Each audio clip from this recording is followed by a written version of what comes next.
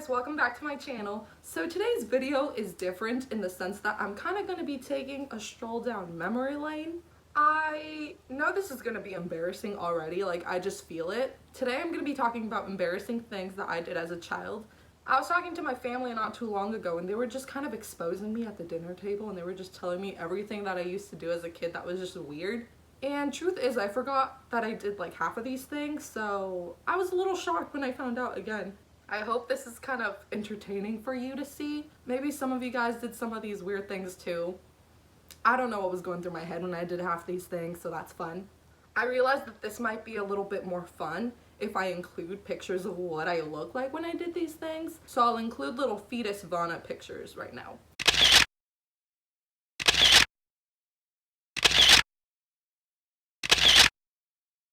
Okay, so the first thing that I did, I don't know why I did. And that is, I would hide oranges under my bed. Like all of them. I don't know if I was just insanely obsessed with oranges or something. I really like them. I don't really understand why I did that. Last I checked, I didn't like oranges that much. Like, I don't mind them or anything, but I didn't think I liked them enough to hide them under my bed. And I think my family eventually found out and found my oranges under my bed, because I think they were like, okay, where are they all going? We literally just bought them 10 minutes ago. And I think someone saw me just, take all the oranges and put them under my bed. I don't even know if I would actually eat them or like store them as a snack or what the point was to keep oranges under my bed. But nonetheless, oranges were always under my bed.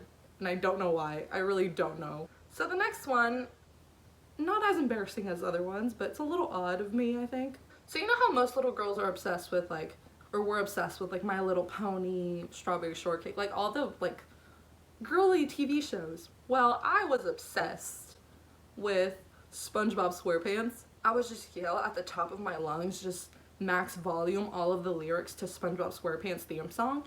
And to this day, this is kind of exposing myself actually, I still reference SpongeBob like a lot.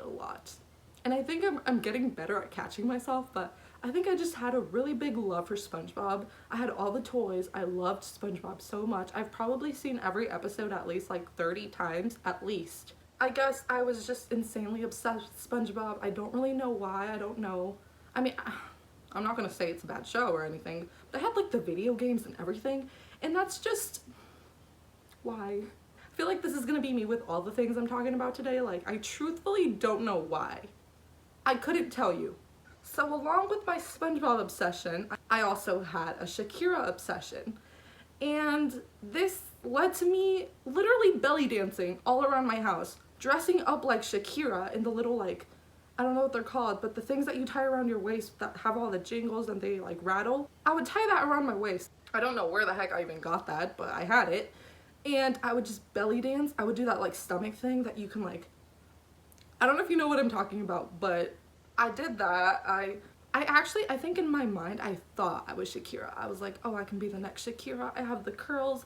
I got this. I didn't have this. I was like 5 pretending to be a belly dancer. And that's just, I think my parents let me be a little too much. And to this day, I know every single word to almost all of her songs. So, loyalty. I don't know if I want to talk about this one. Oh my God, what happened to my ring? But I'm already here, so might as well talk about it. You know the small little water balloons? Well, like, you can still blow them up without water in them, obviously, So I would like stuff those in my bra, but I didn't even wear a bra, obviously. But I would like stuff them in my bra and pretend I had boobs. And I think I really cursed myself.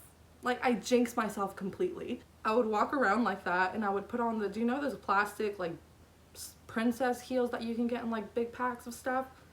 Well, my parents would always buy them for me because I love them. And I would just be walking around the entire house with the super annoying noise that those heels made, as well as my little balloons.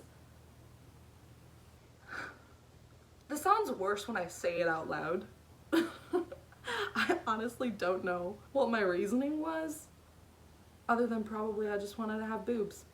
So whenever I would be in the car, not always, but like a good half of the times I was in the car probably, I would put the window down and I would stick my head out of the window and like breathe like a dog with my tongue out. This just turned into an exposing myself video completely. I would just pretend to be a dog. I don't know why my mom wasn't like, put your head in the freaking car. I mean, I do love dogs to this day. If you know anything about me, you know I love dogs. But I didn't know I wanted to be a dog. So growing up, I was like a very small child. I was very skinny, not short. I've always been really tall, but I was very, very skinny. Meaning that I could fit anywhere that you can possibly think of. So I remember being bored sometimes and just hanging out under my bed or under my mom's bed. I don't know. I've never really liked TV that much other than SpongeBob, of course. So I didn't really watch TV for fun. I didn't really watch movies for fun.